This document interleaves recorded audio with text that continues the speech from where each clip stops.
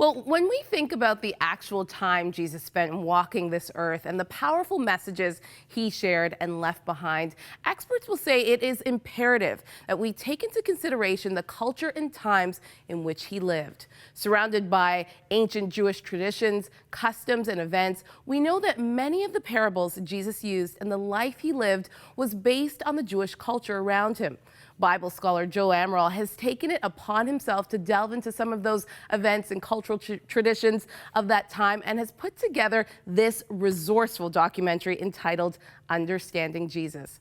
Using expert commentary and dramatizations, Joe guides the viewer through some of the significant events of Jesus' life and sheds some new light on God's written word. Well, all this month, we'll be showing you short snippets of this incredible resource, which we are offering to you as an opportunity to explore the Bible in a deeper way. Today's segment explores the beginning of Jesus' ministry and the role he had as a teacher in the synagogue. Growing up in Nazareth, Jesus would have regularly attended his local synagogue to study, observe the Sabbath, and read the Torah. The Bible also tells us that when Jesus left work as a carpenter and moved to Capernaum to begin his 3 years of ministry, he taught in many different synagogues in the Galilee region. The Gospel of Luke says that after Jesus had been tempted in the desert for 40 days, Jesus returned in the power of the Spirit to the Galilee, and news of him went out through all the surrounding region, and he taught in their synagogues, being glorified by all. So he came to Nazareth, where he had been brought up, and as was his custom, he went into the synagogue on the Sabbath day and stood up to read, and he was handed the book of the prophet Isaiah. And when he opened the book, he found the place where it was written, "The Spirit of the Lord is on me, because he has anointed me to preach the gospel to the poor.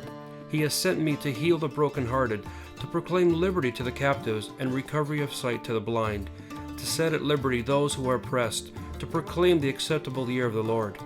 Then he closed the book, and he gave it back to the attendant, and he sat down.